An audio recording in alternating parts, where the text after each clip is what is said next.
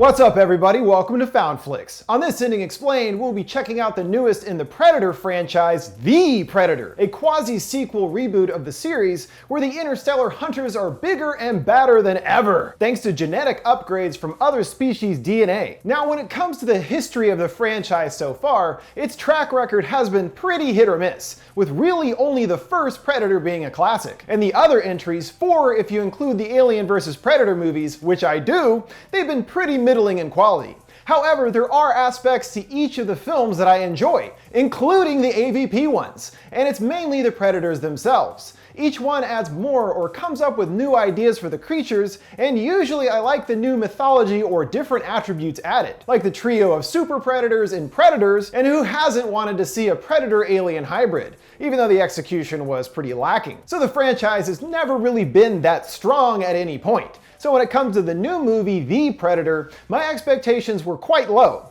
and I think this is what allowed me to enjoy the movie more than I initially would have thought. I didn't have any real hope of the movie being that good in the first place. Once again, the Predators themselves are the highlights of the movie, discovering new aspects to the creatures, including their reason for coming to Earth in the first place. And I do like how it continues with the continuity of the first 2 films. They are also especially violent here, and the kills are actually great. Quite gory and bloody, tearing limbs and blowing people to bloody bits with their usual array of weapons, but both also using those big ass fangs of theirs to gouge people. Another thing I'd always wondered why hadn't been used before. It pretty much cranks up the action side of the characters, losing much of the hunting from the shadows they are known for. But I still liked all this new stuff. It's unfortunate that the movie is a complete mess, and knowing that they reshot the entire 3rd act definitely seems to have affected it quite a bit. Also, 90% of the humor doesn't land, with some very dated jokes. For example, if your mama was a video game, she'd be rated E for everybody. It's like a joke a 12-year-old would tell on a playground, which is surprising as Shane Black, the writer-director, is usually responsible for quick-witted, well-written scripts and films. It's just odd that Black, who usually excels with dialogue, is responsible for these underdeveloped characters that are also one-dimensional. But again, we're here for the Predators, not the dummy humans at this point. And I do like how the movie ends and what it sets up for in a potential sequel that would take the war between Predators and humans to entirely new levels. So let's check out The Predator, breaking down the story, what we learn about the Predator's mythology, and where the story is set up to go from here. We open in space with 2 Predator ships engaged in battle, one escaping through a tear in space or wormhole and plummeting to Earth, where it crashes in the jungles of Mexico, which just so happens to be right where the sniper Quinn and his crew are in the middle of a hostage rescue mission. He's still able to take out the leader, but is naturally curious about the alien spacecraft that fell to Earth in front of him. Some of the Predator's equipment is still inside, including a wrist gauntlet and his helmet. But soon, the Predator makes his presence known, appearing cloaked nearby and quickly tending to the others in his crew, including the old classic of skinning them and hanging their bodies upside down from a tree. Gotta love a classic. As the military arrive on the scene, Quinn makes a break for it, taking the equipment with him as evidence of what happened, and sending the helmet off to a P.O. box, knowing he will inevitably be captured, but hoping to keep the strange equipment out of the hands of those pursuing him. When he is found, the organization where he ends up is known as Project Stargazer, who are more than well aware of the Predator's existence, and have been specifically trying to track them down for research purposes. They were able to capture the Predator that crashed in the opening, housing it in a heavily sedated state in their laboratory, and we learn of how much they really know when they enlist Dr. Casey, a renowned biologist interested in extraterrestrial life, for assistance with their newfound specimen. And when she arrives at the facility, we see they have some notable accessories from previous visits from the Predator, including its spear and helmet from Predator 2, and they are actively aware of the events that took place in 1987, referring to the first film, and 1997, the setting of Predator 2. So these guys have been at their own hunt for these creatures for several decades, and even one of the scientists, Keyes, played by Jake Busey,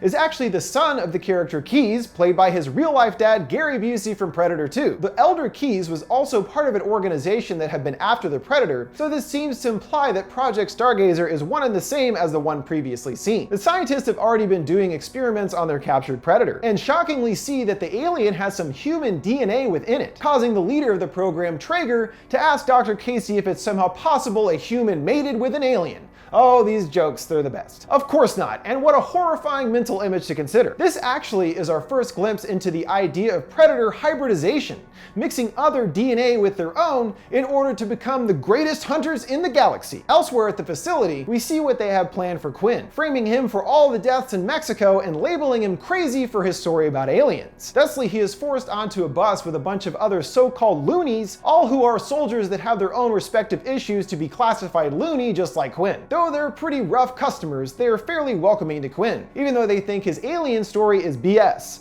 In particular, the constantly cig-smoking Nebraska, the two forming a bond quickly. But they're about to have their soldier skills tested when unsurprisingly the predator in the facility busts loose and goes on a murderous rampage, appearing to kill everyone except for Casey, who he leaves alone due to her being naked and unarmed, as the main predator species is only interested in honorable kills. On the way through the halls, the predator smashes the display of artifacts, taking a previous predator's helmet, and when he puts it on, it clarifies something hinted at in the series, that these displays of information are somehow linked throughout all the predators, as he is able to find his helmet's location by putting the other helmet on and seeing through its eyes. Super helpful, and he now knows where to get his precious stuff back. From Quinn's son Rory. It ended up being delivered to him only because Quinn failed to pay for his P.O. box where he shipped the package. Make sure to always pay your bills, kids! Rory is somewhere in the spectrum of autism, but is also hyper intelligent, and as soon as he receives the helmet in the mail, is able to quickly figure out how to make it work. So the predator heads off in search of Rory's house, passing over the roofs of the Stargazer facility with ease, and glimpsed by the loonies in the bus, proving to them that Quinn's story is true after all. And the crew decide to take action, overthrowing the guards on the bus and trying to take out the predator, though manage to only temporarily slow him down. And here also meet Casey, who falls onto the roof of the bus, and after Stargazer tries to kill her, joins the loony crew. They are able to track down Rory before the predator, finding him out in the neighborhood streets wearing the predator equipment as a Halloween costume and absent-mindedly using its built-in weapons to blow out the side of a house and kill a guy when some bullies show up. Yep, just murders a guy. It was ridiculous. But even with Rory found, they are about to have a huge mess of problems when another predator shows up in search of the first one, the so-called ultimate predator or upgrade predator. And this guy is huge, literally 11 feet tall. Similar to the other being a hybrid with human DNA, the ultimate is clearly the next evolution of these insane space monsters. How this upgrade process works is the species go from planet to planet across the cosmos, hunting the most deadly specimens there and harvesting their DNA to synthesize with their own in order to, of course, create the ultimate hunter in the galaxy.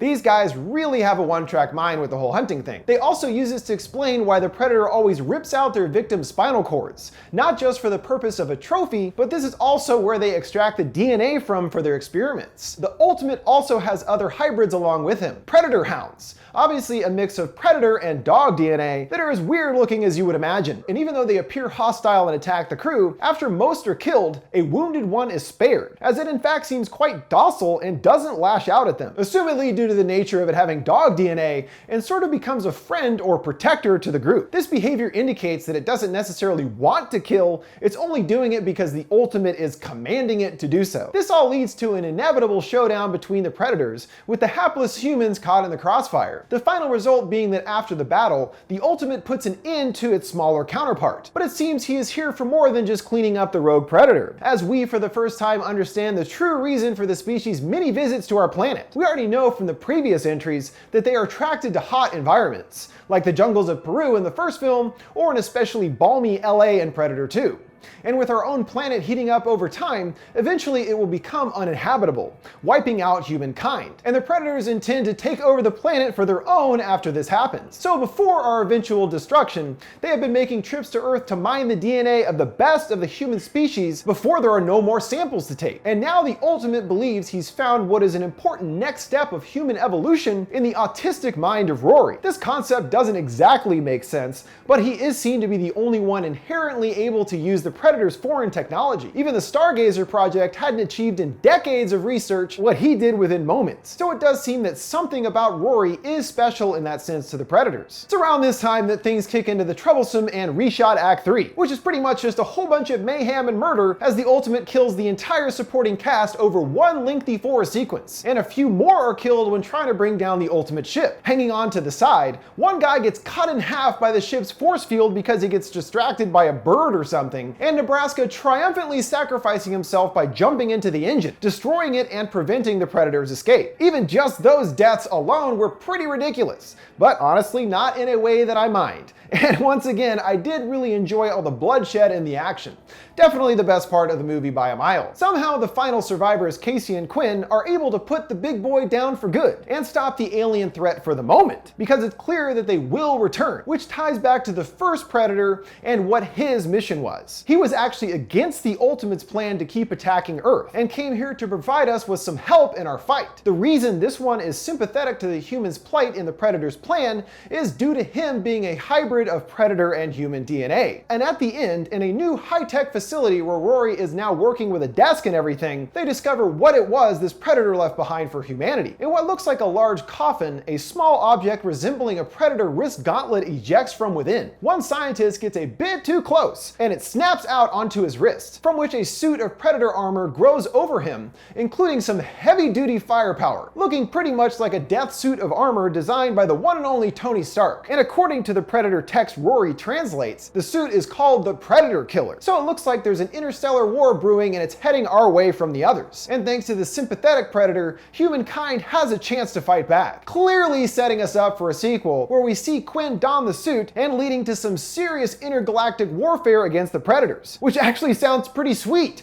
Why didn't they make that movie instead? Oh well, I think this is an interesting and once again ridiculous concept that does make me more interested in a sequel than I would have ever originally thought. And that is the end of the released version. While the original scripted ending had the same general concept of building the scale, but executed in a slightly different way. Originally in the final battle with the Ultimate, many other Predator creature hybrids most likely on a ship all get loose. The idea of there being a bunch of different hybrids was actually teased before the movie, and all of them were cut out entirely except for the Hound. So after defeating the Ultimate, a chopper appears descending in front of them. Out steps Dutch, who now according to the script is haunted and weathered, saying he needs them to come with them and needs their help. When Rory asks me too, Dutch specifies, especially you. Obviously he has been working to learn more about the Predator since his experience in '87, and it would have been cool to see him bring the new characters into the fold of a much bigger story that he's involved with in a sequel. They did reach out to Arnold about the cameo, but he rejected it as the part was too small, leaving them to come up with the Predator Killer ending, which is still effective. But of course seeing Dutch back would have been way more badass. With that, we have come to the conclusion of this ending explained on the Predator. While it wasn't great, it still had its moments, and I always do enjoy seeing those big dreadlock monsters on screen doing their thing. Also, feel free to send me suggestions for any more movies or TV series you want to see me explain by sending them to me on any of my social media accounts at FoundFlix. What did you guys think of the Predator and its ending? What do you think about the potential sequel it sets up? Let me know your thoughts in the comments below. Make sure to like, subscribe, and follow. Thanks for watching FoundFlix. See you next time.